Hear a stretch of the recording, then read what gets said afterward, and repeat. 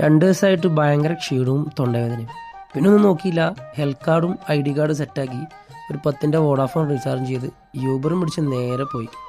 എനിക്കാണെങ്കിൽ ചെറുപ്പം മുതലേ ഒറ്റയ്ക്ക് ഹോസ്പിറ്റലിൽ, പഞ്ചായത്ത്, ബാങ്കിലൊക്കെ പോകാൻ ഭയങ്കര മടിയായിരുന്നു. ഒരു ധൈര്യത്തിന് ബായിനോട് ചോദിച്ചപ്പോൾ ബായിന് ഭയങ്കര നെഗറ്റീവ്. ചില ആൾക്കാർക്ക് ഭാഗ്യം പോലെ ആയിരിക്കും, ചില ആൾക്കാർക്ക് പെട്ടെന്ന് തീരും, ചില ആൾക്കാർക്ക് ലേറ്റ് ആവും എന്ന് പറഞ്ഞു. ഇതാണ് നമ്മളെ ഹെൽത്ത് സെൻറ്റർ. ഇവിടെ എത്തി ചെറിയൊരു ക്യൂരിയോസിറ്റി ഉണ്ടായിരുന്നു. പക്ഷേ എല്ലാ കൗണ്ടറിലും എല്ലായിടത്തും മലയാളിയായിരുന്നു. SS10 കിട്ടിയത്. പക്ഷേ എനിക്ക് ഭാഗ്യം ഉണ്ടായിരുന്നില്ല, കാരണം രാവിലെ 11 മണിക്ക് എത്തിയതാണ്. എൻ്റെ ഡോക്ടറാണെങ്കിൽ ഉച്ചയ്ക്ക് 2:30 ശേഷം മാത്രമേ ഉള്ളൂ.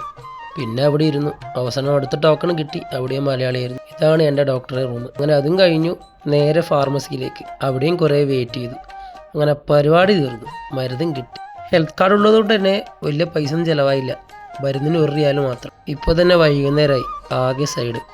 ഇവിടെ നിന്നൊരു ചായയും കുടിച്ച് നേരെ റൂമിലേക്ക്. ഇനി ഒന്ന് കിടന്നാൽ മതി.